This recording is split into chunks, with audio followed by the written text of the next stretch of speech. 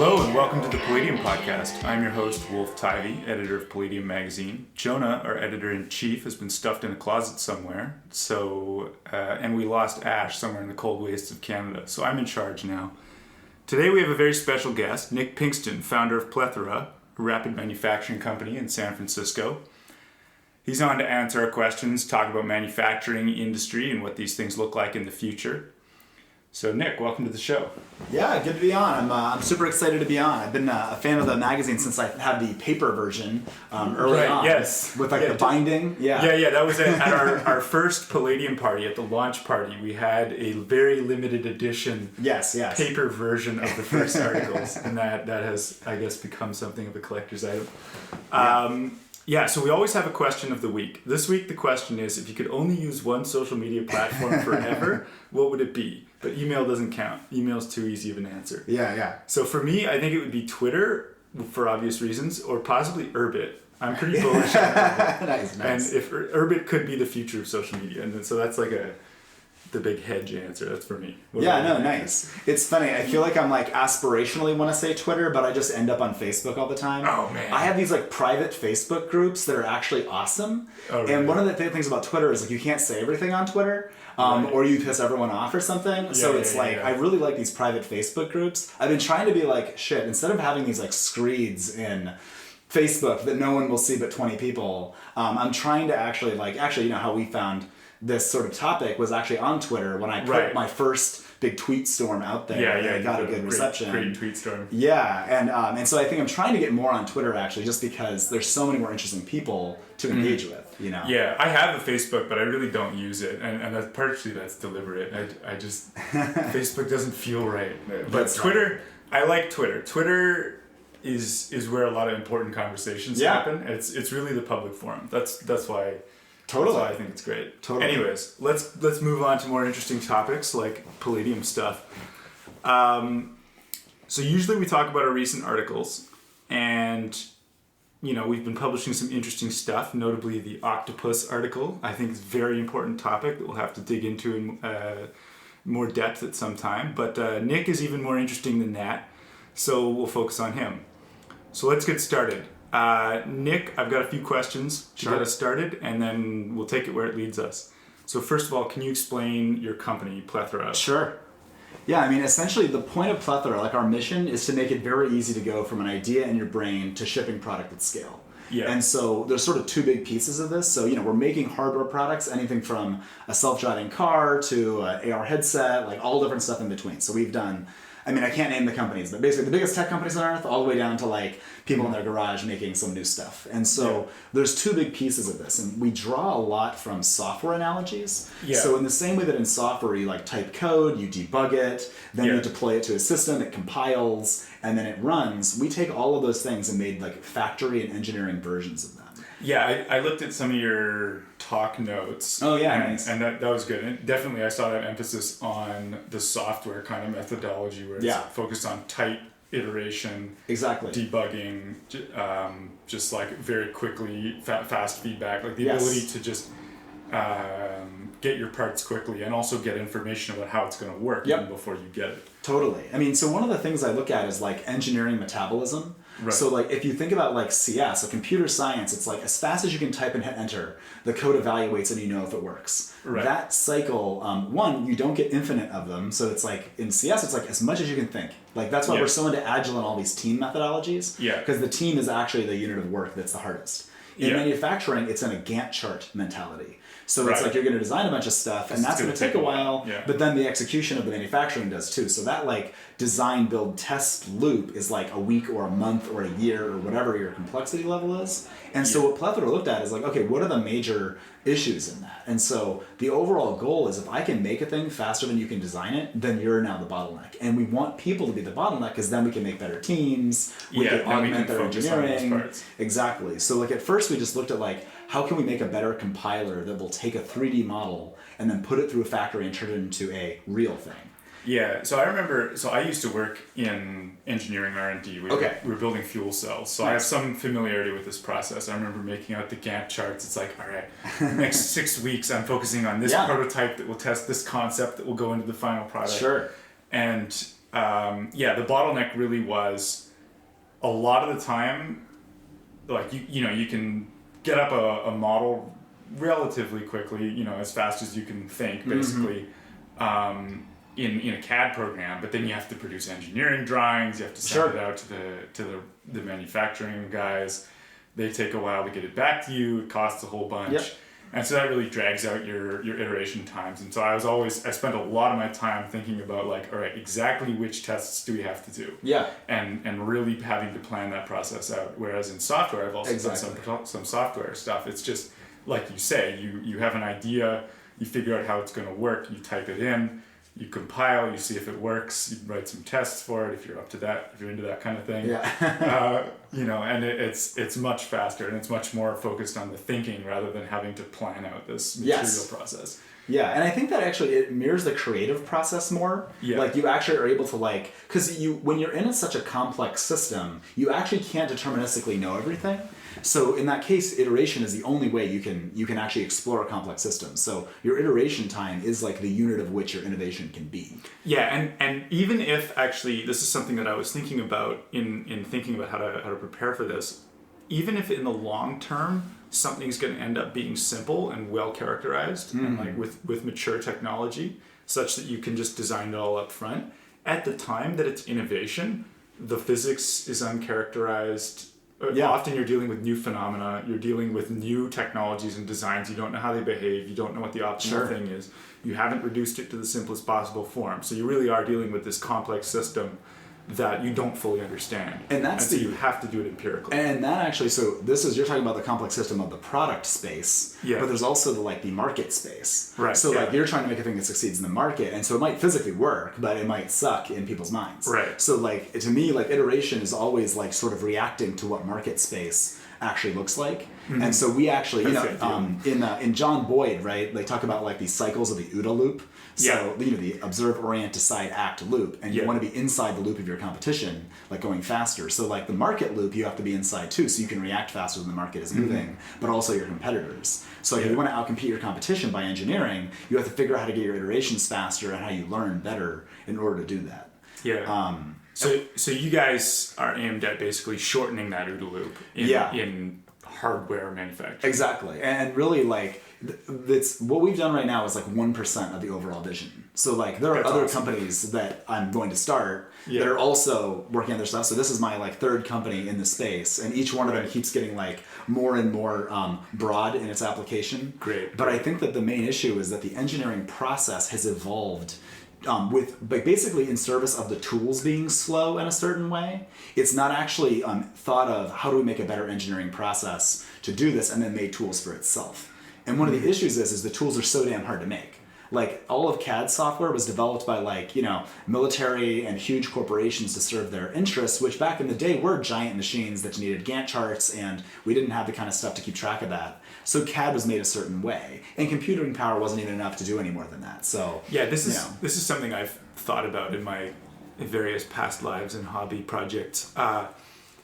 I've noticed in CAD software, you often have this notion of the sketch where you can just sketch out a bunch of geometry, you put constraints on it, and it just solves the constraints and makes it whatever shape it should be. Yeah, in a small way. Sometimes it doesn't quite do it, but for the most part, it just kind of works. Mm-hmm. And thinking about that process abstracted out to a much larger set of engineering domains. So rather than just geometry, what if you could do that with equations and systems and all this? Mm-hmm. And that was something that really fascinated me for a long time, was the fact that that would really accelerate the engineering design process at the sort of design calculations level. Sure. And there wasn't really good software to do it. Any software. Yeah. Yeah. And so that was something that, that's something I imagined could be massively improved. But like you said in your big tweet storm, these CAD software is actually very high investment to get a bunch of people to actually figure out the algorithms that sort that out and write it out and build a good user interface for it and all that stuff. There's another interesting thing with the CAD software is the CAD software is used by people who cannot make the CAD software.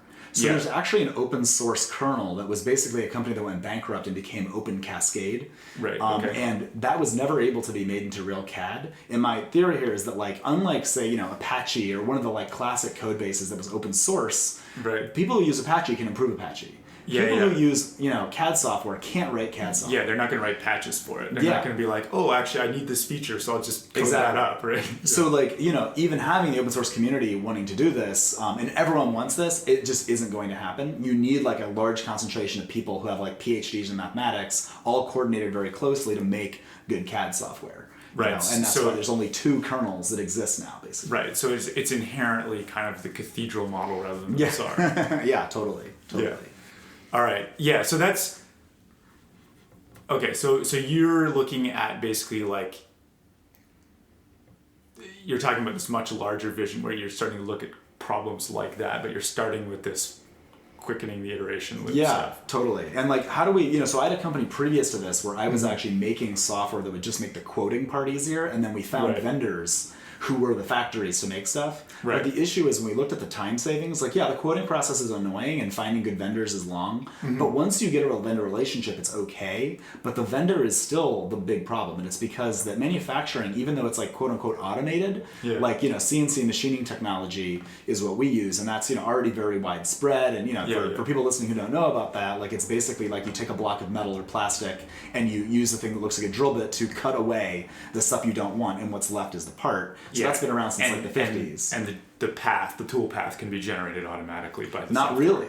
really. So in limited cases that's true, but actually the hard part is actually the 3D model in CAD. It will take you a day to get the tool paths, the code that the machine uses to actually work. And it's even beyond the tool path, it's actually how you hold it and all these other different things that are like what a machinist does. So our like compiler system, that's its whole point, is how do you look at a part, characterize its geometry, figure out what machine should be in there, what cutting tool should be in there, what work holding, it's this whole thing. So you guys are figuring out how to automate that process. Yeah. I didn't have a lot of visibility into that when I was Sure. It was just like, we send off the step file and the drawings to the guys at the CAD shop and they figure it out somehow. And that's what it should be, The only thing you run into is if you just throw a 3D file there, often people don't know the limitations of either the process or the particular shop that you have. Maybe they don't have a machine big enough or a drill long enough. And that was something I remember I would do a lot of thinking about, okay, how is this actually going to be done? Like when I was designing the part, it's like, all right, make sure all the corners are round so that you don't have like stress concentrations, you can actually get a tool in there, et cetera. But some people would sort of not do that right, or they don't necessarily know that intuitively, and it doesn't totally. And then the thing is like, how would you even know what the tooling they had was? So you get into weird things where like the thing holding the drill bit is crashing into the part before the drill fully makes the hole. So like you actually need to know this. So what we did is we made a system before the compiler, which is sort of analogous to a debugger, which knows every single limitation of our thing. So every drill bit is in there. Every machine limitation is in there, and all the limitations of physics are in there. So like when you're designing, we'll say like, hey, that hole's not accessible to this cutting tool, so yada yada, here's how to fix it. So that's really the 2-part thing we do is in real time you can debug your component as you're making it, and then you can say buy, and then the compiler spins up and makes one.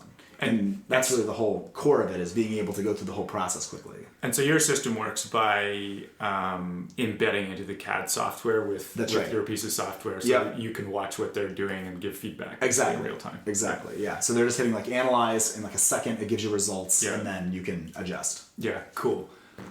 And so this, I guess, leads us to once you have this process where the process that the engineer is interfacing with is no longer them having to think about the individual machines, then you guys get to think about the individual machines and design better machines. Is that the idea? Yeah, I mean, ultimately, it's funny. I mean, this is just one process of CNC manufacturing, right? So if you look at, there's a great book called, Manufacturing Processes for Design Professionals. Beautiful book. Has like 100 different manufacturing processes. Every one of those will need to be automated. And maybe like 10 to 20 are how like most of the stuff you would do in at least prototyping might be made. So it's a huge thing. Like I'm actually an advisor of a company called Path Robotics, which is sort of like the Plethora of welding. Okay. And so they're working on analogous things in the welding industry, which I also find very exciting. So there's a fundamental limit of not many people know about manufacturing and startups. Yeah. So there's actually a heavy founder limitation for this. And because I'm from Pittsburgh, Pennsylvania, and like my grandfather was a machinist and my dad was a production manager, and I just grew up around factories, I knew those problems, but no one else cares. Yeah. No, this is something like when I was thinking about products in this space, like one of the things I realized is there are very few people who are simultaneously familiar with the atoms side and the bits side. Yeah. Right. And these things really do need to come together to get kind of progress in this field. Yeah, totally. Yeah. So you mentioned the problem of machine tools are hard to make. Yeah. And this is what your recent tweet storm was about. Basically, Samo asked this question publicly because he's been looking into kind of industrial stuff. Yeah. Samo Burya, we can provide a link. He asked a question on Twitter: what's going on with the concentration of machine tools? Why are they only built in Germany and Japan?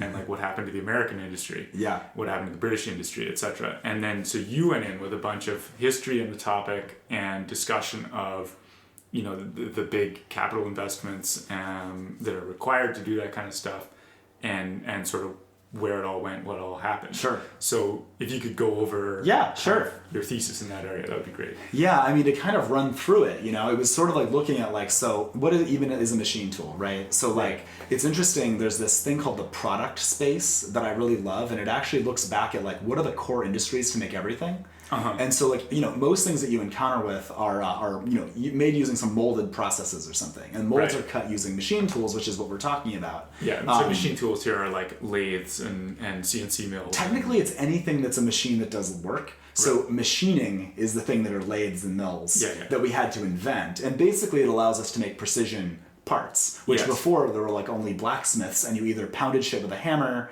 or you poured molten metal into a mold, and then after that you would file it. And so you used to for old guns, for instance, some of the most mechanical things, you would hand fit things with a file, and you would basically you'd file a little bit, check it, file it, check it, and so each one was made uniquely. Expensive. Yeah, extremely expensive, and you couldn't have repeatability, so you couldn't make interchangeable parts. So this whole thing we heard of interchangeable parts, that was, you had to have precision and consistency to do that. So machine tools are tools that are repeatable. That was a big thing in the 19th century, basically.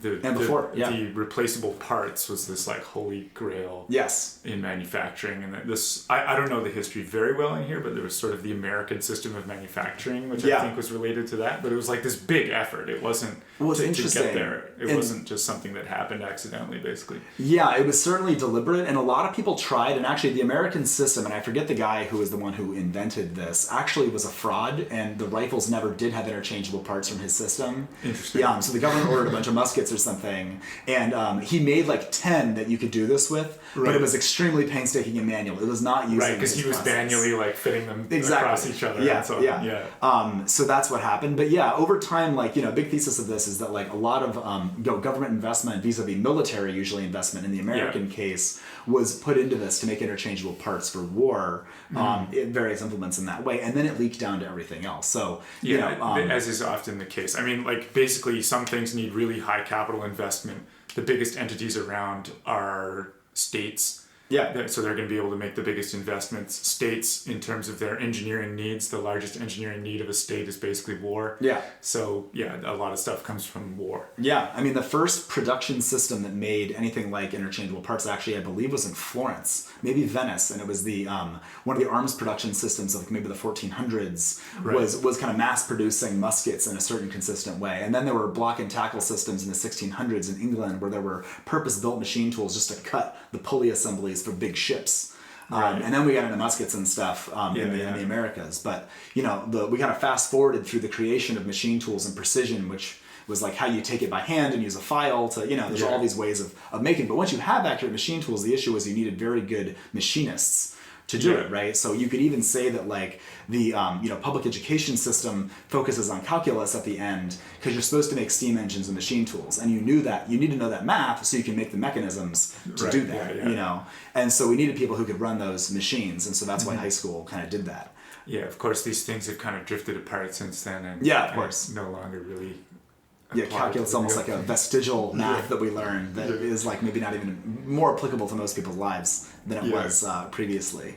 But, then afterwards, like I think World War II was something where you can look at like really interesting things in capital investment, right? So, there was a kind of conversation on Twitter of like, what was the effect of so much money being thrown at machine tools in World War II? And I believe it's in The Rise and Fall of American Growth.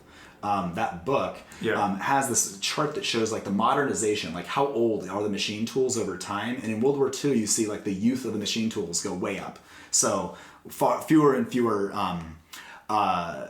more and more machine tools are new, basically, because of the war, and they have higher productivity. And so some people have linked that to the higher post-war productivity.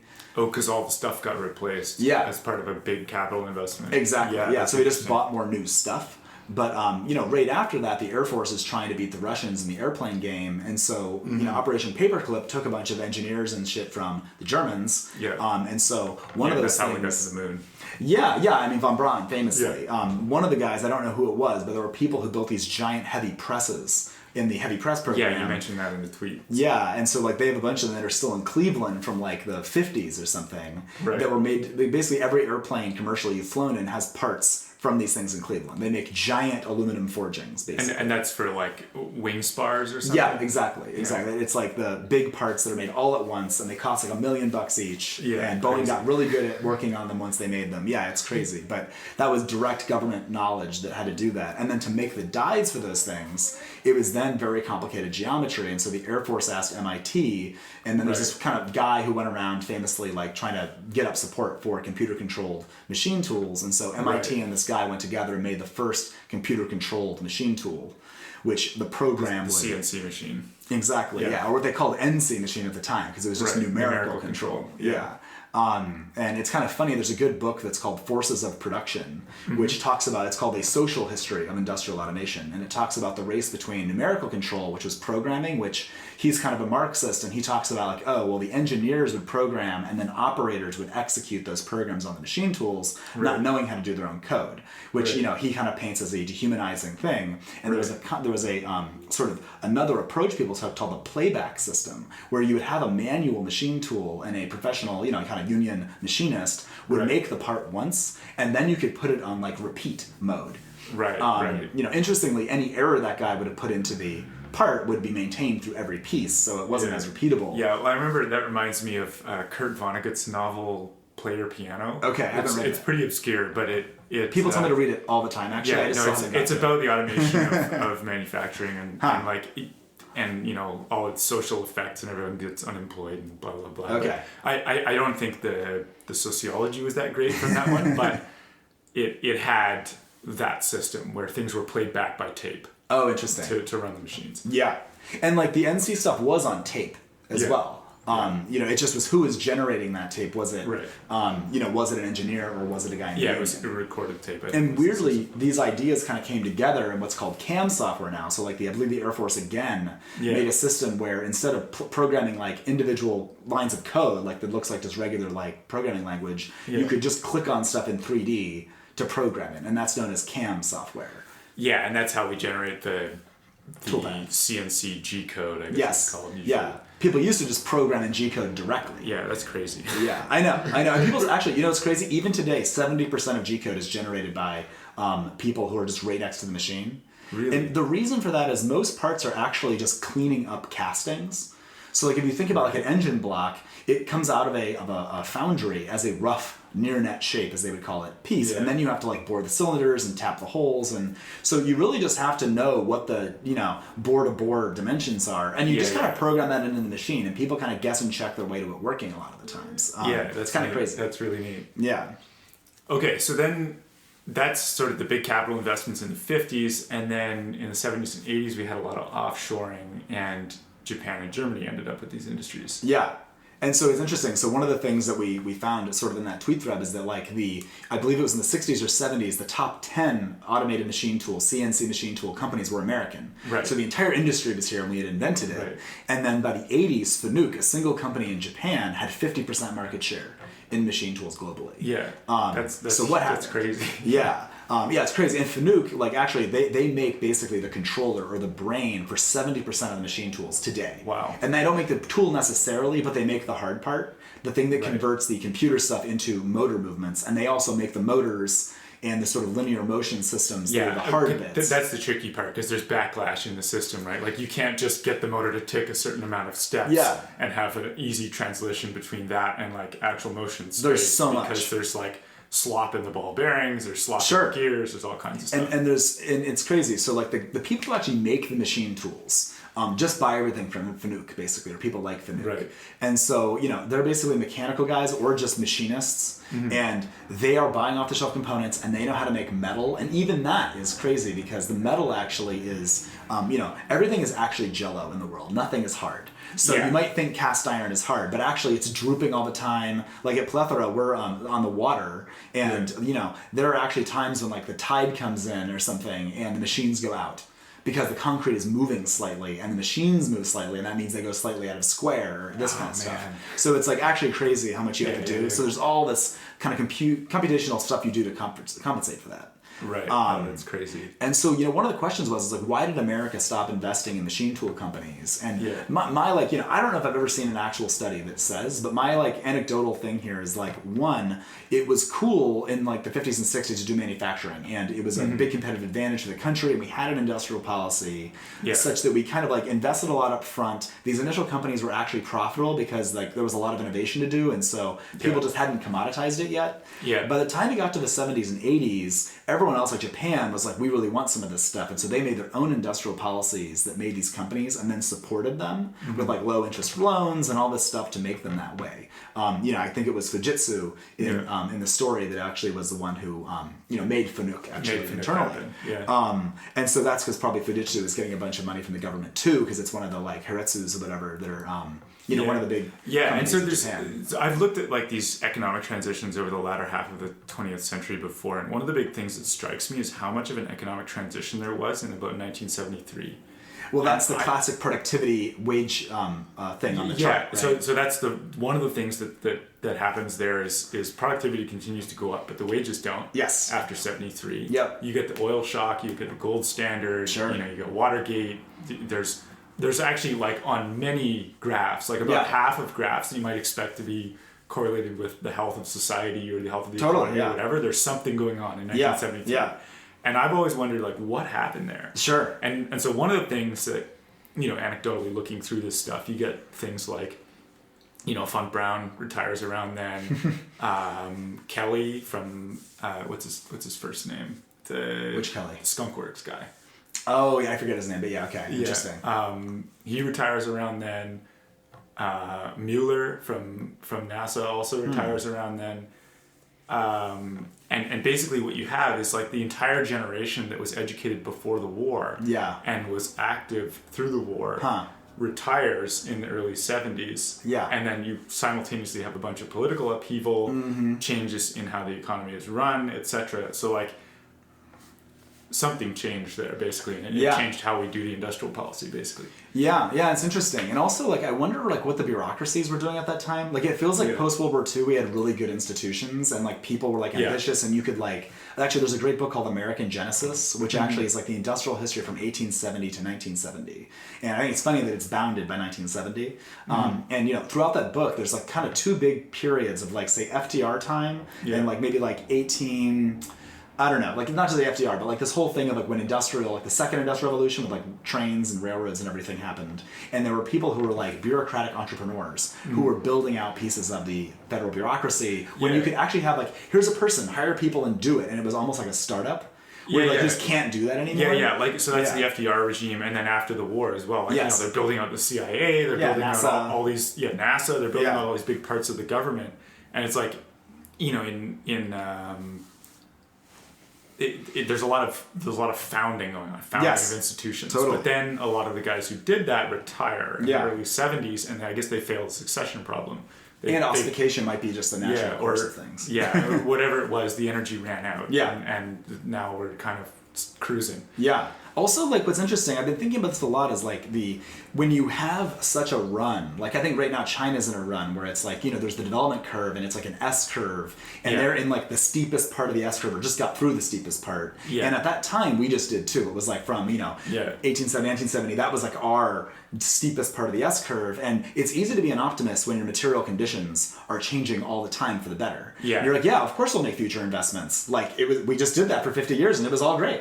Right. And I think at a certain point, like maybe it was the 1964 World's Fair or something, was like, like GM had the like flying cars exhibit and everything. People were very optimistic and thought the future was definitely going to be moon bases or something. If you project it out as an exponential curve. Of course you have moon bases and flying cars in the 2000s, right? And like, I don't think there's any material reason why we couldn't have done that, actually. Yeah. Like maybe it wouldn't have been quite as fast, but we ran out of optimism, it seemed like. No one's figured out how to make a flying car work, just like energy-wise. But. Well, I mean, it depends. I mean, we built several flying cars for different people at Plethora and various states of working. Mm-hmm. It's interesting. Some of them exist. They're like, they don't have a lot of range yet. Yeah, I mean, even if you're running on gas, it's a lot of gas. Yeah, totally.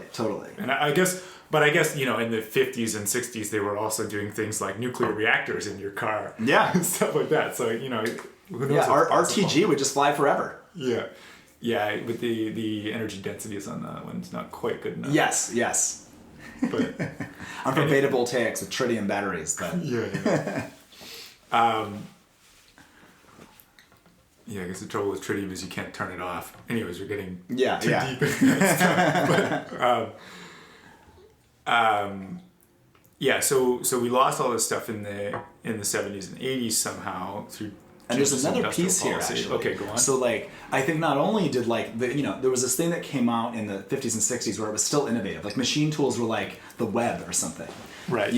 And so there's another thing, which is, I think, is that, like, the capitalist system, after a while, once it's commoditized and your profits go to nothing, like, the government wasn't propping up the actual end state companies. Because, like, that's not, like, what America, at least maybe typically wants to do, is support a bunch of companies. Yeah. Whereas, actually, like, in Japan, they're cool with that. Or say France with like Citroën and Peugeot, they may never actually exist without government help because the unions vote them money because of so many jobs or something. Like I assume, like I don't have the deep history in that, but I kind of feel like that's what those companies are actually doing. Sort of like when Thatcher privatized stuff and then all those British car companies like British Leyland and Enfield, that's when they all died because those companies were worthless. And it was probably good they got churned out. So the question is like, did we actually lose anything by American Machine Tools going out? Yeah. And I think that it's interesting to think about what we did lose, because in a way we did lose a lot of people that knew all that stuff. Yeah, we lost a lot of capital and capability. Yeah. That might be useful at some point. But what's interesting though is that we today can buy, there are 50 vendors of the same type of machine tool. I go to this show called IMTS in Chicago every other year. And it's basically like a bunch of clones of everything. Like everyone has the compact car, everyone has the SUV version of these machines. Yeah, cars all look the same. And I've seen people comment on this as we sort of optimize cars closer and closer to the fundamental limits. It's like they're all egg-shaped. They're all, slightly different variations. And imagine with Fanuc, and there's actually, it's Fanuc, Siemens, there's only a few different people who make all the different electronics and motors for these things. So, of course they'd all be the same if all the fundamental components are all from the same people. Right. You're building the same car with the same engine, basically, every time. So, like, in many ways, maybe we didn't actually lose that much from those businesses that died. But you could say that... Economically, no. Yeah, so the knowledge of it is like, okay, so this is one type of machine tool. We had to move on to other types of machine tools. And the one we did move on to, interestingly, was semiconductors.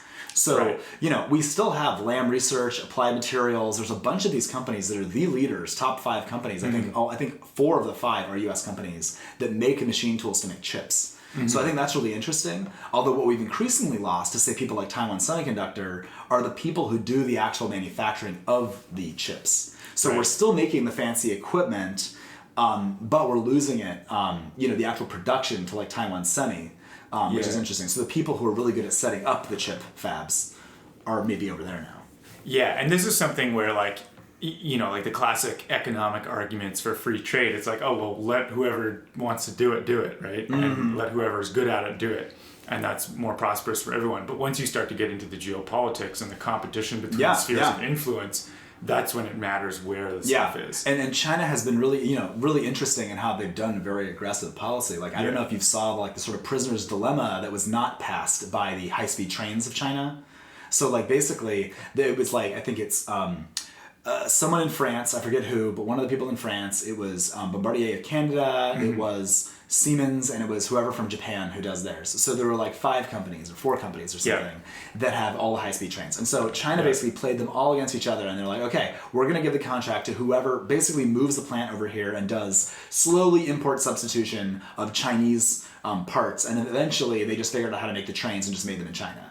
Yeah. And so there was no coordination among, say, like, State Department of each of those respective countries to say, hey, we have an ability to coordinate here and not give up this technology to what will be the biggest high-speed rail user in the world.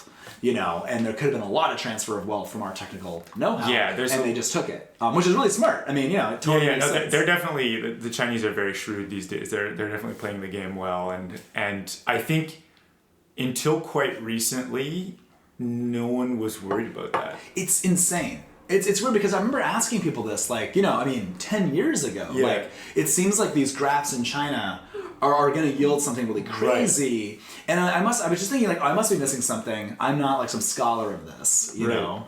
Well, that's the thing is no one had the confidence in it, and you couldn't decisively demonstrate it, right? But then, 2018, last few years, basically, people have started to realize, okay, they're actually... They're way ahead of us on a bunch of dimensions, at least in the projection, right? And of trade and like how they do it, certainly. Yeah, and in government capacity and all these things, and they are playing a game that we are not even playing, right? Yeah. And so that started to get people worried. So the alarms are starting to sound. So totally. People are paying attention maybe a bit more to that. Yeah. But to respond to that requires to get the state departments of the various countries to cooperate and hold on to technology. Surely. Like, that is itself an institutional task that we may not be up to yet.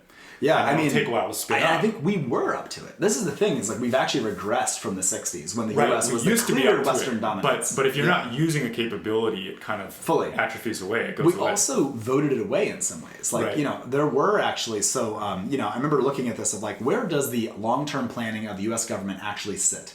Right. So, like, if you look at, like, the only one that's left is the Office of Net Assessment in the Pentagon, which has a 40-year time horizon. Okay. So the Pentagon still does have long-term ability, but, there was one in the State Department, there was one in Commerce. Those are both defunded.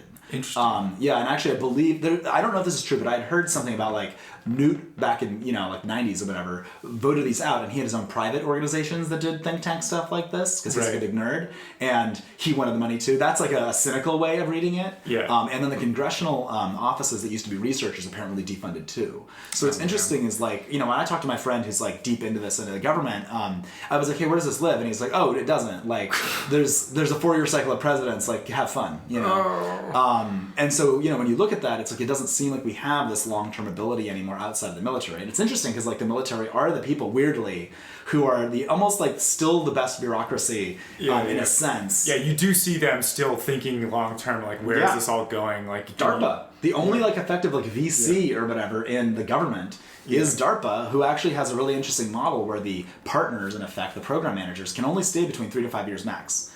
And so you cannot get ossification in that system because everyone's churning out so much. That was designed explicitly to do that. How do they keep institutional knowledge then in the thing? Yeah, it's interesting. So I don't know all the ins and outs of DARPA. I'm not even sure they're public. I've been hosting some events with them actually to try to better connect. Like, it's crazy. Like, there's so many people in Silicon Valley who are transhumanists, right?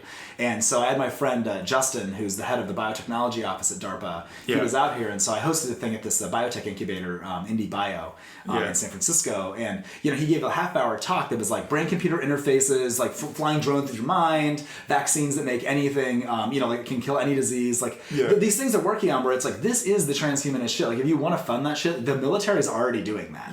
This is something like a few years ago. It's. People are interested in all this futurism stuff. I was in some futurism crowds. Yeah, sure. And like the only sort of official anything that we could find looking at some of these big problems was the military. It's like, okay, the military, years ago had presentations on like, where's AI going to take military stuff? Where's this going to, like, how is this going to affect what we're doing? And so it's like, that's cool to see, but again, it's just like this one part of government, then the rest of it should be thinking in this big way too. Surely. And this is, partially this is kind of what we're trying to do with Palladium, right? It's like, all right, the discourse has gotten focused on elections and short-term stuff and infighting, we're not kind of taking the big picture, long term, where's it all going kind of stuff.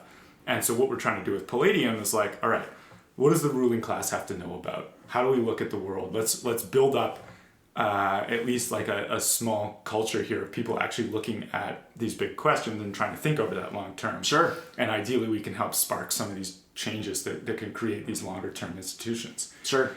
So this is all like really interesting to us. Like, where's it all going? What does it all mean? How do you do this stuff? Totally. Yeah, it's interesting, like, when I think about the interaction between the short term and the long term in this way, I think one of the issues is that, the people who are supposed to do all the think tanks, right, or your Brookings and your Aspen, and these people that are, like, thinking about these things in the long term, in a sense, like, my friend in the government was like, no, that's a think tank job, is to do long term shit. We're here to just, like, pass laws that they, like, write for us. Basically. And so it's like, the issue is that, like, we don't actually have good coordination, I think, on either side for long term stuff. It's become very short term. And it does feel like maybe like the Republicans are better at it right now. Like the last big push for this was actually probably the installation of neoliberalism from Mont Pelerin. Mm-hmm. Like Mont Pelerin you're familiar with Mont Pelerin?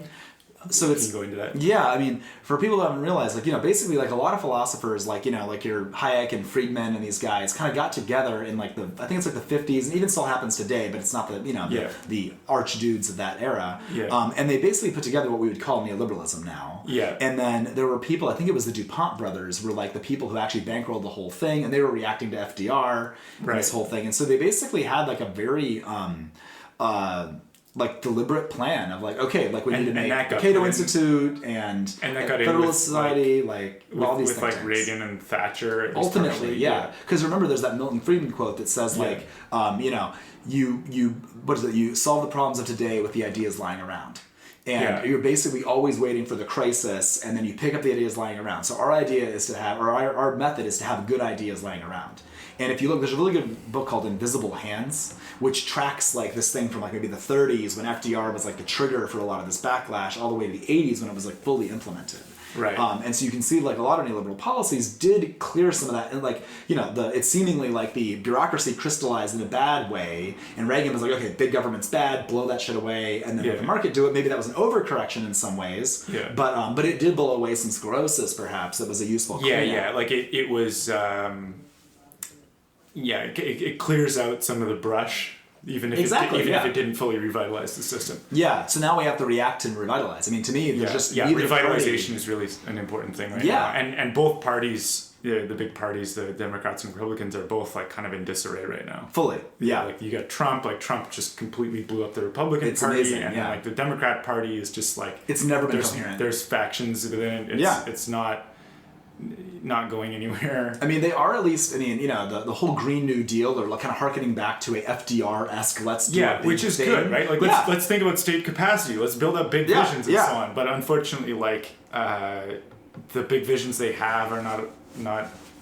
They're half-baked at this point. They're half-baked. Yeah. They're half-baked. It would be nice to see some more fully baked things. And that's like why we're trying to kind of do what we're doing. Right? Of course. Understand these things. Have some of these good ideas sitting around of like, how do we analyze this? How should a ruling class look at this? Yes. Yeah. So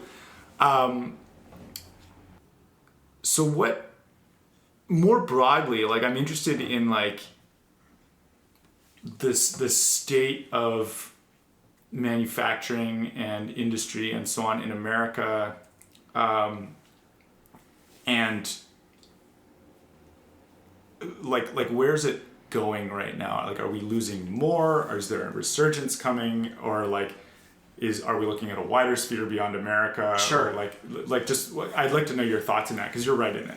So yeah, it's interesting. So I would say that even though the like sort of CNC stuff and all that traditional stuff has went to Japan, and then the actual assembly work went to China and whatnot, right? It's interesting to see like where the new stuff is coming from. So in the thread, actually, so I had CC'd a few of my friends who run like the most relevant 3D printing companies now. And so they were talking about, so this would be like your Desktop Metal working on 3D printing of metal, Formlabs, which has a very affordable 3D printer, and so on. And so, they were basically like, hey, like actually most of the interesting stuff is actually coming from America, and it actually is from the same academic system. Both of them are in Boston. Boston is like kind of America's CAD capital. So like MIT has made, a lot lot of robotic stuff, a lot of CAD stuff, and so there's just a good talent pool. So we have very good human capital in that area. And then, in San Francisco, we have Carbon Robotics, which is, very well funded and doing a totally different way of 3D printing. So you can see like 3D printing in the machine side is actually, the technology is great and it's an American thing. Yeah, I mean, like 10 years ago, it was just like a bunch of nerds printing stuff out in ABS, and nowadays it's like 3D printed rockets out of metal. Like they're doing high quality stuff. Yeah, it's interesting to see like, so the first 3D printers were actually in the mid 80s. Right. And, super early, and then that's with the starch and so on. So that's a Z Corp style. And so that was one. There was stereolithography, which is a UV photopolymer where you like shoot a laser and it cures. And then there's the FDM, which is like squirting basically hot glue plastic and you build it up into the thing. And then hobbyists found that because some patents lapsed in like 2007 or something. Okay, that's what caused And then that. MakerBot came out. Yeah, I mean, it's funny because I saw all this history because like I know the MakerBot guys and I was like building with one of the co-founders these, rep wraps before they had MakerBots. It's so funny. But then that resurgence blew up and MakerBot was acquired and like nothing really came of a lot of those machines. And then it was like in the sort of the low of the hype cycle, it was like everyone hated 3D printing companies. And then out of the ashes, that was probably like 5 years ago, I would say. Yeah. So like MakerBot was acquired and nothing happened. All these ones that came out, nothing came of them. And it really was because at a certain point, it was like, cool, they're cheap now. 3D printing is cheap. Yeah. And so the real question was like, what new capabilities do you have for us? So the metal 3D printing, the like faster 3D printing of like carbon, the more affordable one of new processes, which is what Formlabs looks at, of how do you democratize the old processes that are like $100,000 or $500,000. Right. That's happening. And then on the software side, we're seeing also American companies like Topology is making CAD just for 3D printing because these new capabilities in 3D printing are limited by regular CAD systems that are really designed in the mid 70s. And the CAD is designed all for machining type stuff. It's like flat surfaces or like curved only one direction, or sheet metal, that kind of stuff. Yeah. Like there's a couple, like there's probably like 3 or 4 major packages in CAD of the different manufacturing types. And so this is another one of those things that will probably be absorbed into CAD over the next 5 to 10 years. So that's on the cutting edge of American manufacturing. Still seems strong. It is still supported by our kind of like, industry, university, government complex still seems to be pretty good in that. So that's good to know. And like actually the book that inspired me came out of MIT. It was called Fab by Neil Gershenfeld, who still leads the Center for Bits and Atoms, which is some of like the fundamental work, and they're working on programmable matter right now, very theoretically and somewhat applicationally. So like the cutting edge is there. I think the part that everyone sees is like automobiles going offshore or this kind of stuff. And so and steel and all these like burnt out towns that used to be doing something and now aren't. Totally. And like I grew up, north of Pittsburgh and like rusting was so everywhere. And like, I think the major issue was like, I think that you want some industrial base for innovation. Like you look at like Hyundai, the car company, bought a steel mill just so they could innovate in steel to make the cars lighter. Yeah, and you see stuff like going on with SpaceX, insourcing everything because the stuff out there just isn't good enough for what they were trying to do. Yeah. And this is also like when I think about what is the nature of a city or nature of like what causes it to be possible to do startups. It's like you have this ecosystem of capabilities around where you have people who are experts, you have all the machines are just there, whether you can like purchase them or rent them or use them or whatever. All the parts are around, like you can just go and ask the guy next door what he thinks about how he solved this problem. And like this is so critical, like people overlook this. Like with a big company, they have enough capital to kind of insource a lot of that stuff. But with the startups, you really need this in ecosystem to be able to do the innovative stuff. What's interesting is the best ecosystem for hardware on earth is Shenzhen.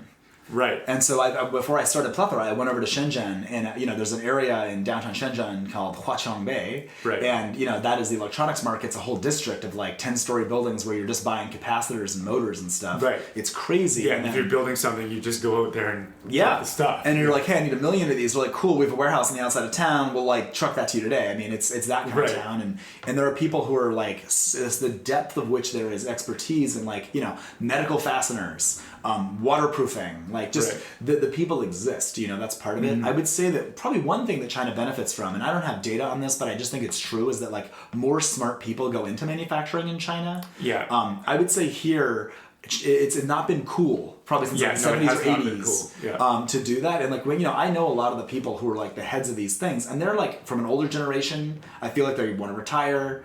They were beat up by the outsourcing thing. Like a lot of people got beat up. There was like the high times of manufacturing. People made a bunch of money, and then it was like the low times. Yeah. And I think they never really got over that. And so when you look at like, even like, so I was talking to the World Economic Forum actually, like, I don't know, maybe like last year, and they had this whole thing on the fourth industrial revolution, and it's driven by the, their members, right? Which are, big old companies who have a bunch of factories that are doing it the old way. And so, the Industry 4.0 stuff is basically like measure shit and tweak what you find, which is like kind of obvious, and people are doing that already. So it's, to me, mostly hype.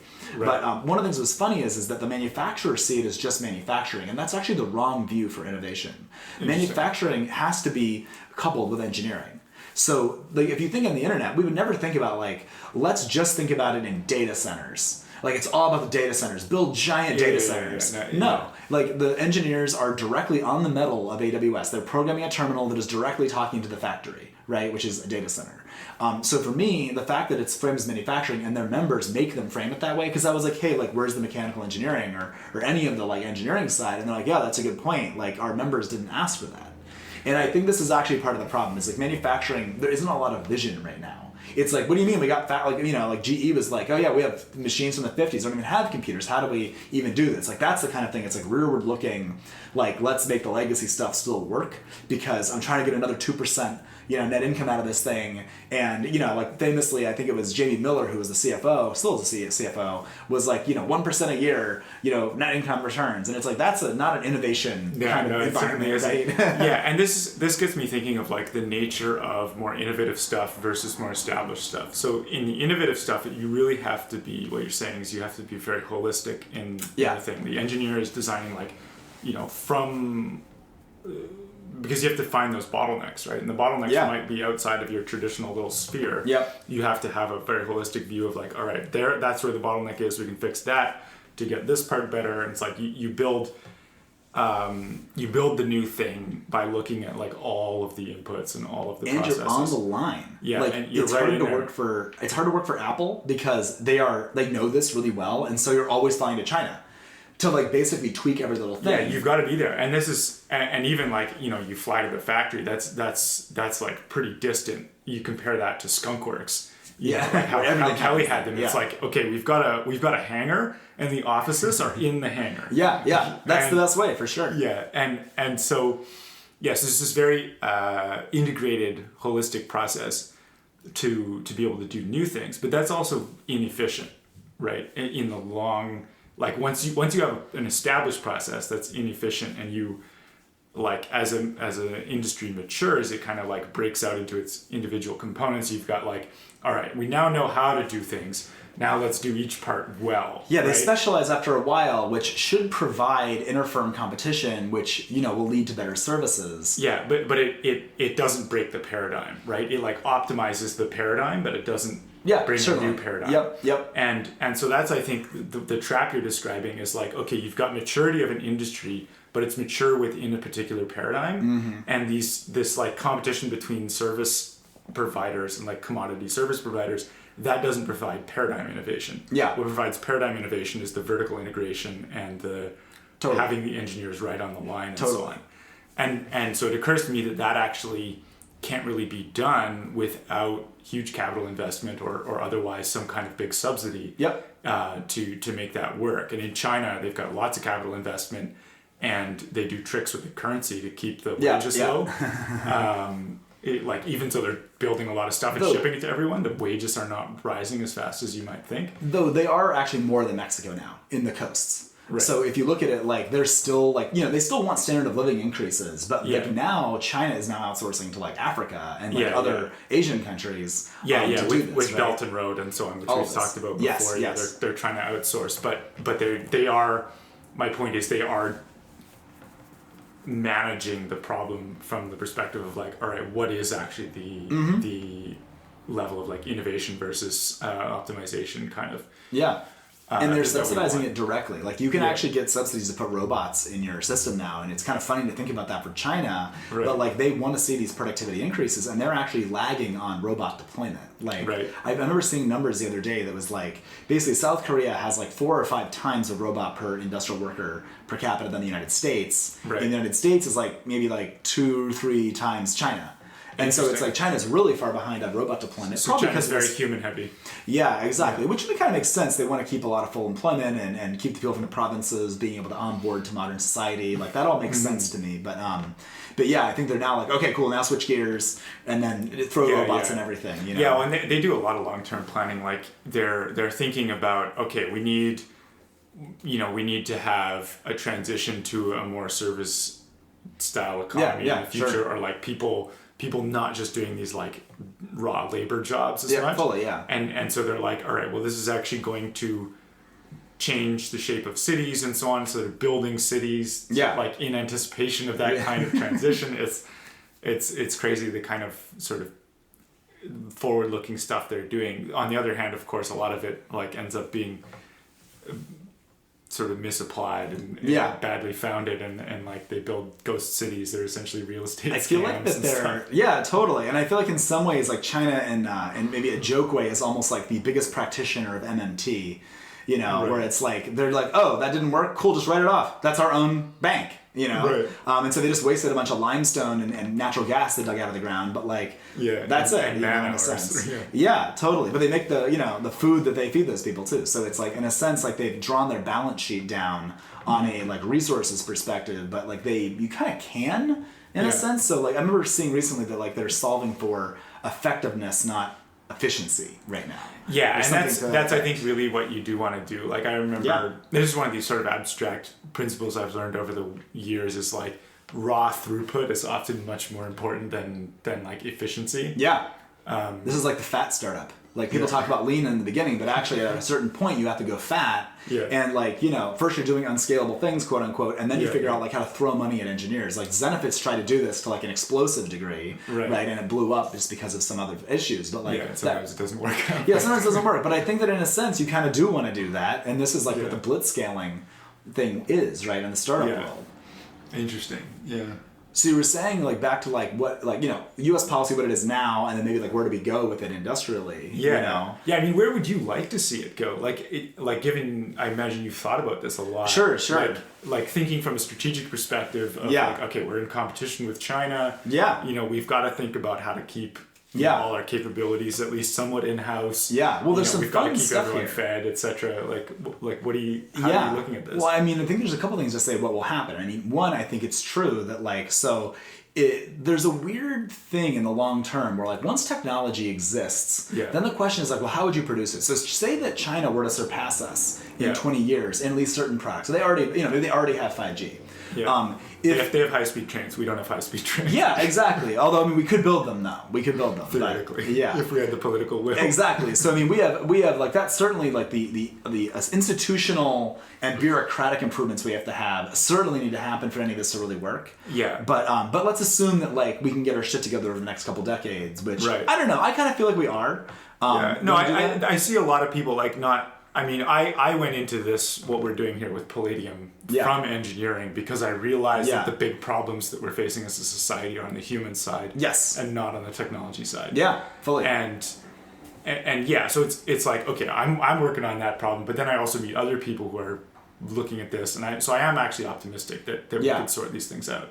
Totally. So let's assume we can. Yeah. So like one thing is like I'm interested in first of all, like I fully believe in like if I was king of the United States or whatever, I'd like totally increase more funding to DARPA, NSF. I would probably make NSF into like more of a competitive structure where like it's like right now I think how it works is there's like okay, we're the people who study E. coli. There's a board of people, we approve all the grants. Right. There's not like 3 boards and you look at what they did.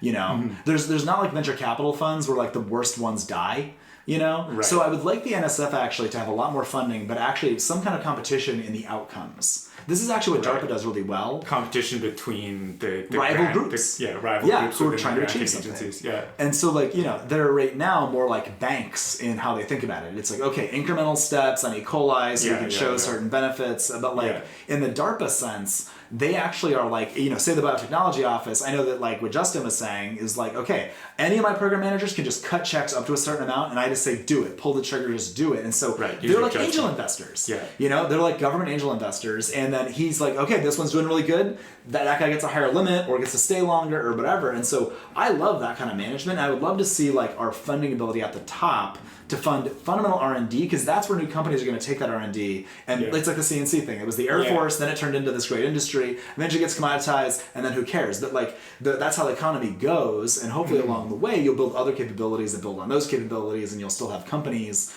or you don't want those companies and they leave. Like that's one thing, is R&D. Another thing, and if I can comment on that, like one thing you need to like allocate a lot of money well is you need to find the people who have the good judgment, who can just, and like let them kind of do it unconstrained. Yeah. Like you can't just put together a committee of 5 PhDs like selected. Like they're not necessarily, they're going to end up being too conservative. You need these like crazy sort of great man characters. I agree. Yeah, and I think we need to figure out how to actually compensate them well and allow the crazy people to get into government in the first place. Like, and this is people who did this were nuts. A lot of them. And this is I think a really important thing is like you do in these times where you're going to get this like massive growth in capability. You need these guys who are these big risk takers. You don't want the conservative people. Yeah, at least not all of them. Let's have both. You need a bunch of conservative people to keep the critical stuff running.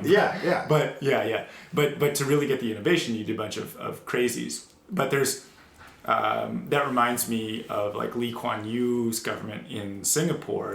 They would pay bureaucrats, the top bureaucrats, like much more than the private sector. Yeah, it makes total sense. And so that like and they like not just like on average they're paid more, which is sort of the case in a lot of Western countries now, but like they would pay the top guys what they're actually worth. Yeah, cool. And which is a lot. Yeah.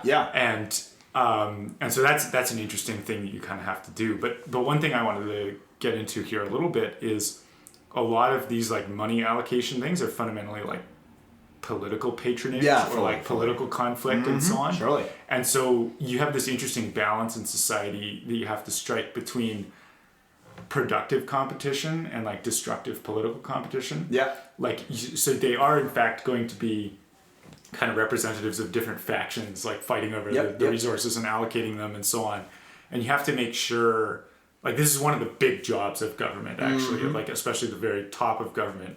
The big job is to make sure that all the fighting going on, which there always is, is over how to be better rather than how to like take the other guy's stuff destructively. Totally. So there's an interesting structure that actually is just coming out. So there was a thing issued maybe like 2 years ago called I bonds. And so I'm also really into financial instruments and like new ones. So like one of the ones that I found was basically they wanted this one woman was like, she's blind and a researcher, and she somehow developed a bond that was basically chartering a nonprofit trust, I think. And then that trust was funded by a bond issue that was like only for this entire organization was just for eye research. And so there was a group of people who were the trustees who would allocate this research, and the bonds would pay out based on the success of that research. And the government was actually backstopping if it didn't work. So basically, private investors partially fronted money. And it's like, if any of these eye things work and turn into companies, we get an upside.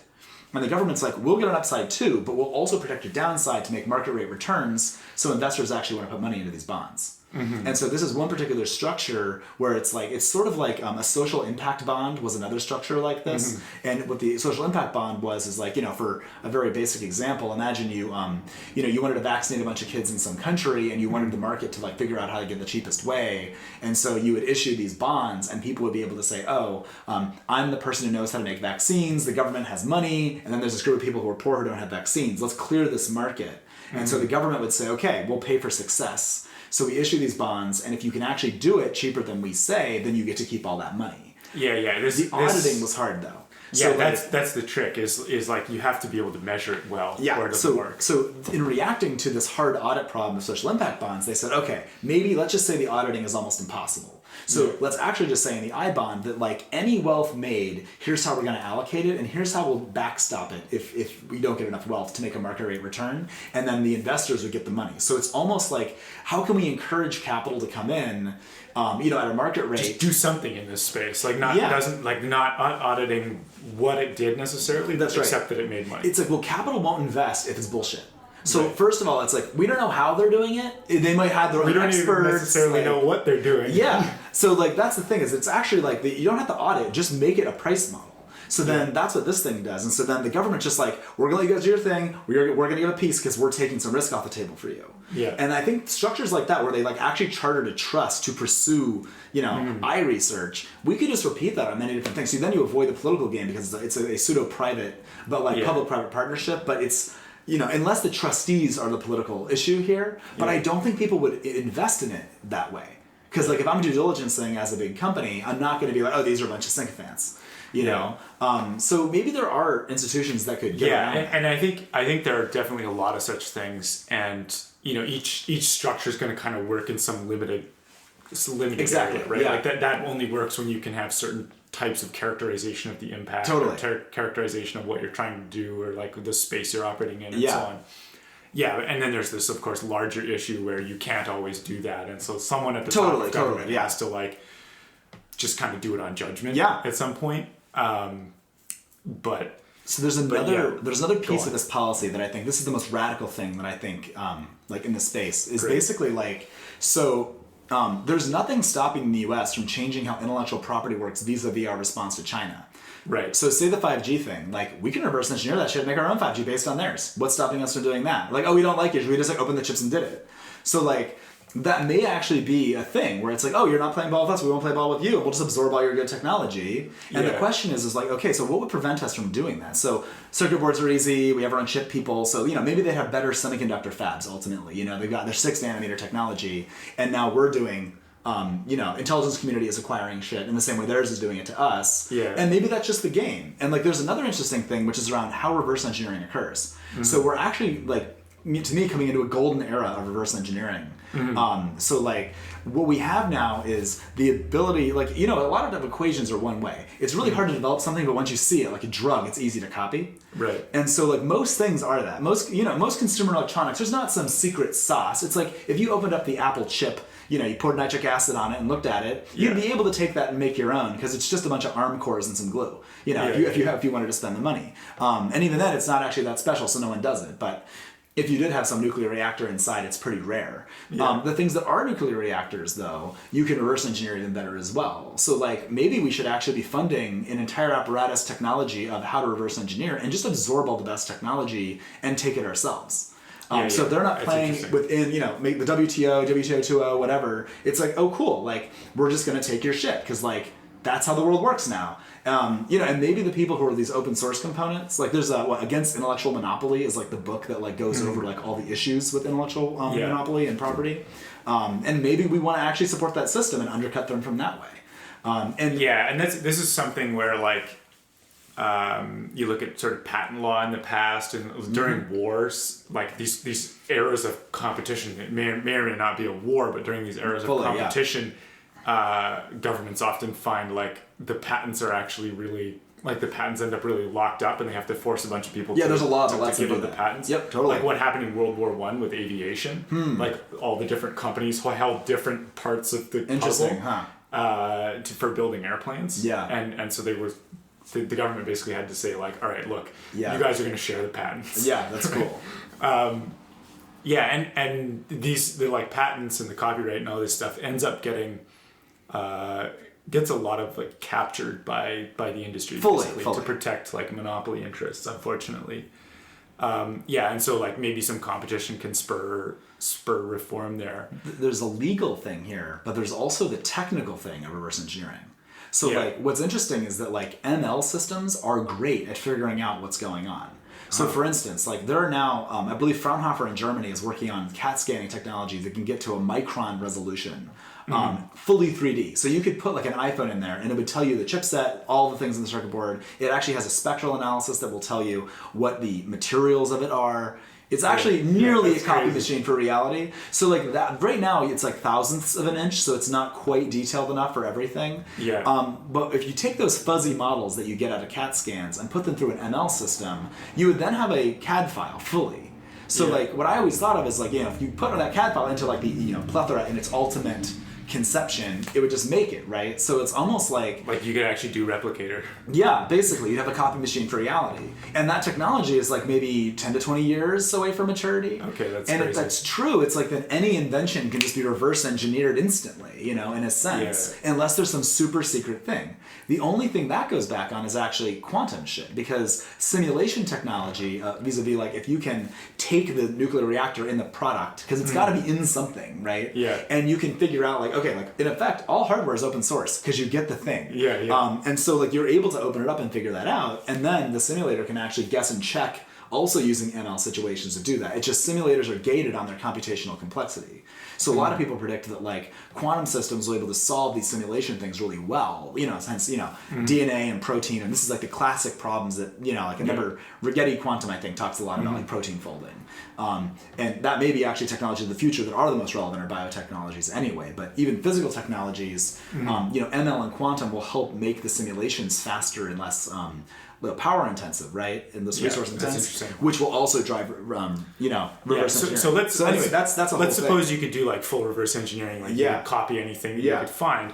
Then the game, like the strategic advantage becomes not in the hardware itself that you manufacture, but in the hardware that manufactured the hardware. And even beyond this. So yeah, I agree with you. So that's the machine tool like thing. The factories and the machine and tools. The tacit knowledge of how to set that up. Yeah. So let's circle that as like a big thing of like the people and machines tacit knowledge engine, like why China hasn't replicated Taiwan Semiconductor, even with infinite money to do so. Right. You know, because they've got to build that brain over time. Yeah. So another funny thing is the adoption characteristics of the consumer culture of your society. So what's interesting is like China is actually like way like more into like buying shit.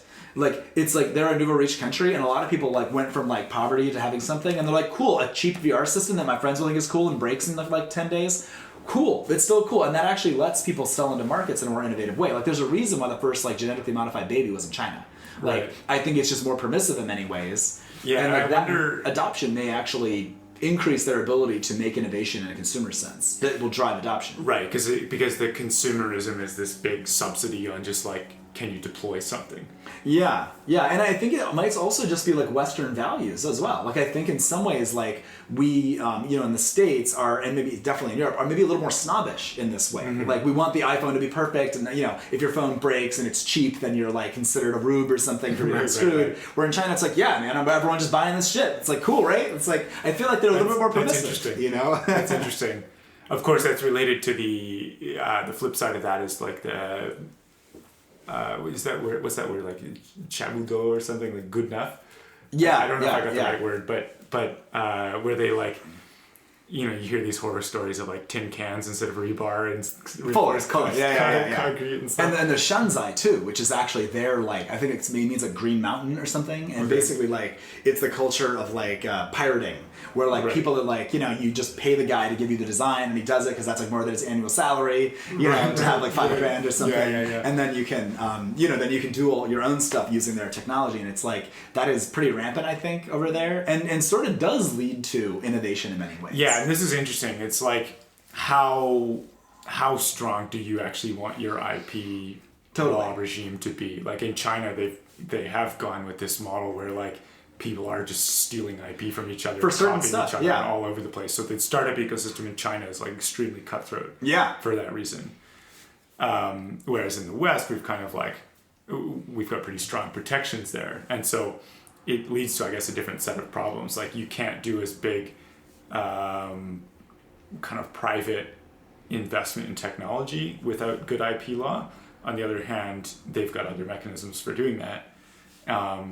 But without, but with strong IP law, you get these sort of like patent standoffs and stuff. Where like something could be possible, except no one can actually get all the patents together to do it. It does seem though that the major like, you know, FANG style big tech companies are actually not patent gated. Like they're actually more like fair use copyright gated. Like, you know, one of the things I've always wondered is like the real thing on Facebook, like I forget what the social network was a few years ago that they like removed off of it, but it basically let you like copy all your shit and share all between all of them. So your Twitter and Facebook, everything were connected.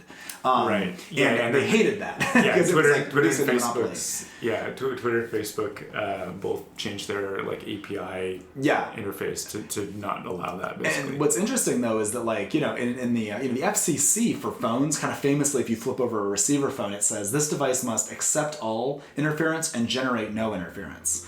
And that's a very basic rule for how the phone has to operate. Yeah. But in an internet context, I've always thought that there should just be a rule that's like anything a human can do on this website, a machine is allowed to do on this website. So if I give my password to something and it sucks down all my friends and network and posts or whatever by just clicking everything, that's totally legal. And I think that alone would actually maybe increase the competition rate without a lot of breaking the companies up or something, which might still be useful at some point. I'd love to see more competition and more like decentralization of some of these the big like rent-seeking companies in social media and so on. It's funny that like China also has the opposite thing here. They actually like these, Alibaba and WeChat and these things that are like super centralized because then they can regulate them more easily. Yeah, so well, they then also it's pick just the like winners. And they pick the winners and then they send in some party men and they're like, all right, now you're going to play ball with the government. Yeah, any company of any sufficient size has a party person, I think. Yeah, and that would be something like, in America we could do that as well, and I thought like that's a decent system.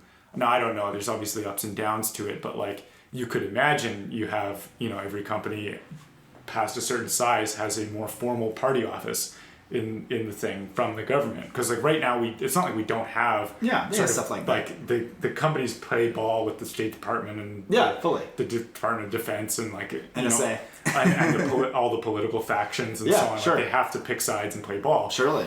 And that could all be a lot more like really one of the big central jobs of the state in society is to coordinate all that stuff. Yeah. And right now it's kind of a mess in America. Totally. But yeah, you could imagine that all being much more formalized and more efficient. But that this kind of brings me back to something we mentioned earlier, like why couldn't we just start stealing technology as America and like borrowing? Or I guess it's like it can be copied, so technically it's whatever. It's all framing. it's folk technology. It's like folk music, right? But like Trump tried to do some of this stuff in terms of like starting to play economic hardball with China, but of course like big political problems there because he's trying to do all this other stuff. A lot of people don't like it. A lot of factions. And maybe the tools were like blunt and weren't the right tools. Like no one invented newer tools either. Yeah, well, and part of the problem there is just like there's no faction like coordinated and secure enough to actually like make the investments into like how you would do that and then have the ability to actually deploy that in government. Yeah. And so we kind of have this big mess on the like government policy governance angle. Yeah. And then the other thing is the spy asymmetry. Like we have a massive spy gap with China. Yeah. Like they killed all the CIA people and they have tons of people in America. Yeah, and I think that like there's something about authoritarian states that like, especially ethno-authoritarian states where it's like, it's not like, I mean, I'm guessing you can get like, white people to go to China and for some reason, but like at a certain point, it's like the ethno thing actually is a weird thing where it's easier for them to find us than vice versa. And we're a progressive culture that just lets that work. Yeah, and so that's going to be one of the big challenges is like, okay, given the model that we're running on here, how do we actually like deal with the spy gap or something? I do suspect actually there's going to be like over the next few years the kind of like the competition between America and China is going to bleed down into like the cultural factions and the Cold War II. And it's like in World War II we had obviously we had a big Japanese subpopulation on the West Coast and so on, and we got into a war with them, and like it becomes hard to tell what the loyalties are for everyone, and unfortunately we had like they put them in the internment camps, of course, which was really bad basically for a lot of people. And I could see that kind of thing happening with people China. Are already scared. I mean, when I was in Pennsylvania and dated an Asian girl from China, and like we would go, like she lived in the suburbs, and she would get yelled at, like taking our jobs or stuff like this. Yeah, and it's just a university student. Yeah, well, there's these very working class concerns like taking our jobs, etc.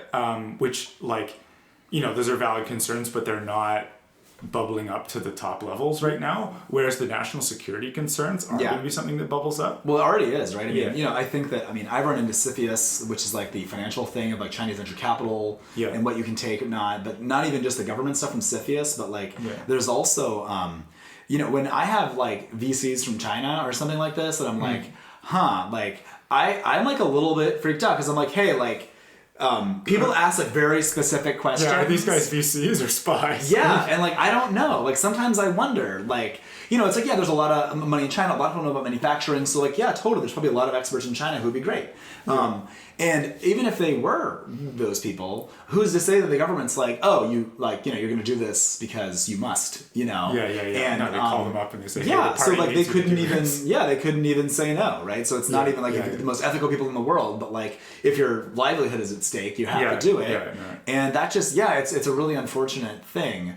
At least like I think if we can get our shit together in the West as far as like, and liberal democracies or whatever in general, and we're able to get our institutions such that people look at us and they're like, that is actually the correct way of doing things. Yeah. And because no one is voting for tyranny. Mm-hmm. No one actually wants tyranny. The only time you get like populist dictatorships are during like heavy duress times. Yeah, when everything's going really sour. I mean, people will take the tyranny over like the chaos, basically. Completely. Yeah, that's the only time it happens. Yeah. Where everyone's like, of course we want self-rule. Yeah. So and then the question is like, what does that look like? Is it working? Like, I'm very interested in exploring alternative models, like into more technocratic or even like aristocratic or like other forms of democracy or whatever. Like, let's look at those things and let's think about them. Another podcast. But you said something that I wanted to follow up on. I've lost my train. Pre-China? No, it was just in the last few sentences. Oh, there was something interesting. Sorry, I've just completely lost my train of thought. But maybe I'll get it back. Okay. But let's see what else is there to discuss. Oh man, it's bothering me because I had a really good question. I'm trying to think if we can replay what it was. No, yeah. So we were talking about the spy issue, the symmetry, the institution stuff. Yeah. Yeah, I don't know. I'll drop it. we might come back. We'll see. Yeah, we'll see. But yeah, like this, there's a lot of these sort of scary kind of possibilities on the horizon with like how the competition with China ends up playing out industrially and so on. So yeah, you had some good ideas in terms of like how to kick the innovation into gear, and then the challenge with the innovation, of course, is just like how do you actually hold on to it and maintain an advantage, and not just have it delivered received immediately. And ultimately, what's interesting though is that like it's really the deployment of technology that actually affects people's livelihood. So I think we have to always view things through what are the material conditions of the people on the ground. Right. So like everyone in Europe has cell phones because we invented all of that stuff. Yeah. So like, like we invented GPS, the chips, everything. So like the whole world can have this stuff. Yeah. And so, we don't even have like the better versions of those things necessarily. Like, maybe we all have the same, iPhones or whatever. But we did invest a lot to do that. And we do get to reap a lot of money because Apple pulls in money from all over the world. So great. Yeah. But even if we didn't have all the money in the world from Apple, we could still buy iPhones and it's a massive productivity increase. So the question really is from a company or a country point of view is like, how do we take any good shit in the world and then deploy it in our country? Yeah. So that's where it's like whether we develop it, they're developing it, and we take it and make it here. Like this is a question of how the materials get transformed. And then so from that perspective, like I almost think that culture matters more than anything, and like culture almost in like a business sense. So like in a business we talk about organizational culture. We say that culture eats strategy for breakfast, right? That's a thing that they say because it's like the the way you work on these things is actually how the thing will work in your society. So like North Korea can buy iPhones, but the thing doesn't work that well because of their cultural and institutional issues. Yeah, and this is like you mentioned bringing Westerners over to China. Like one of the reasons that happens is in the nuclear power plants, the Germans have people who will obey orders to the letter and like actually be precise enough in their activities and their culture to operate a nuclear power plant. And they keep having trouble with this, with the Chinese thing where the contractors will put tin cans in the walls. Like there's it's just this cultural difference that they're having trouble with. But like, so this problem of the culture of your country in business and other things, like how do you manage those things, how do you maintain them in a good direction so that you actually have, like, you're sharing the things that you need to be sharing and not sharing the things you don't want to be sharing. And this is, to a point earlier I made, like when I talk to the people in the industry, there is not much of a like young guard in manufacturing who is like ascendant. So like when I look at things, it's like, so my friends, I think I know everyone who has a young startup or even a big company, but like a tech company. And I almost see like the Silicon Valley's culture, business culture, is kind of eating the world of business. So like, it was just on the internet. Now, with Uber and all these, Airbnb, it's actually just eating everything. And so like, if you look at, there's something that shows that like businesses, when you ask big businesses what they fear the most, it's like disruption by new tech entrants.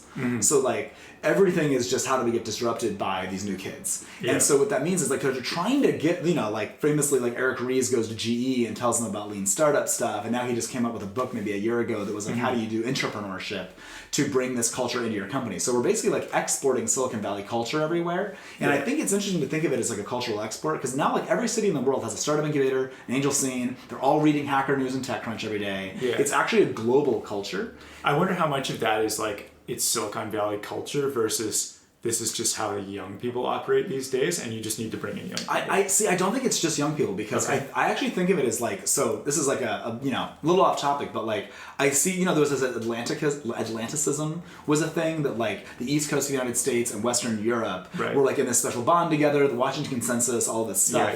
And I actually feel like that we're seeing more of a Pacific movement in thought, where it's like the innovative people are in like Asia and California and everything like this. Like that's actually where a lot of the innovation is happening in the world. Like where all the new products and services coming from, they're in the Pacific now. And I think that like people like New York, London, Berlin are actually old school in many ways. And those young people are pessimistic hipsters, basically. And like hipsterism is basically like, we don't know what the future will be, so let's dress like the 20s and 30s or in 50s, where like that was like a classic time. Let's do artisan things because we hate capitalism and industry and automation and technology. And so like to me, that is not a young person thing. Like that, I mean that is a young person thing, but it's not an optimistic thing. Yeah, no, that's a good point. Yeah, and I've thought about this before in the context of the succession problem. Like you have these big old companies with a lot of older people in them, and they're not sort of able to bring in the young talent. And then you have these startups that are basically like rooting around that whole power center that are full of young people, and it's like it almost feels like something's gone wrong. Like I don't know if this is the right condition for things to be in, or if it's like something has gone wrong that like we somehow didn't manage to get into the big established places that had a lot of institutional knowledge and then like do our thing there. It's interesting too. I mean, when I look at this, I think a lot of times, one of my friends, he is from the Mondragon co-ops. So if you've ever seen this, it's the biggest co-op federation in the world. It's 75,000 people in like 260 co-ops called Mondragon. And so he was talking about like, Nick, that co-ops actually can outcompete traditional businesses and whatever. I'm like, interesting. So like, I don't believe that's true, but if you really do believe that's true, you should start a private equity company and you should acquire a company, turn it into a co-op, and you'd actually be able to make money. And like scale that. You'd be able to infinitely scale it. So if you know some knowledge, the question is like how you deploy it. So it could be that you're like, let's buy GE and let's like fire all the management at the top. Let's split up. And like you could do anything you wanted in private equity and do this if you actually thought you knew something that was real. And you could convince enough people to put together the capital to buy GE.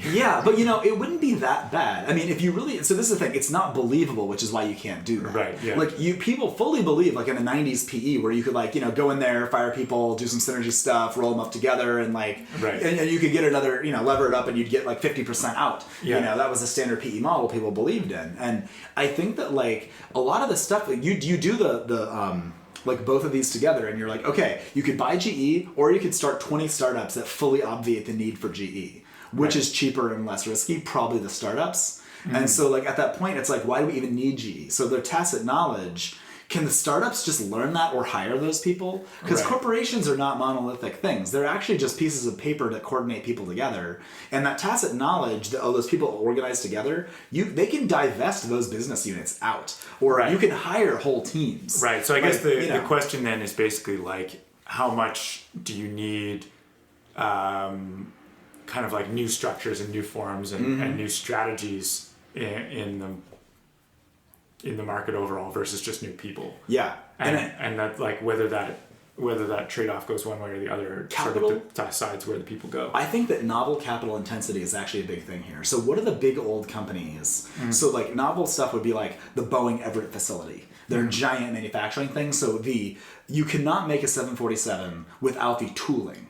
Right. And so like even if you hired the entire damn team, you still could not get the tooling or any of the IP, which is basically crystallized inside of Boeing. Right. So Boeing will exist forever, forever. As long as you need those big kind of things. Exactly. And like, as opposed to capital intensive things like say farms where it's basically like commodity. It's like commodity land, International Harvester, or whoever's buying your CapEx from.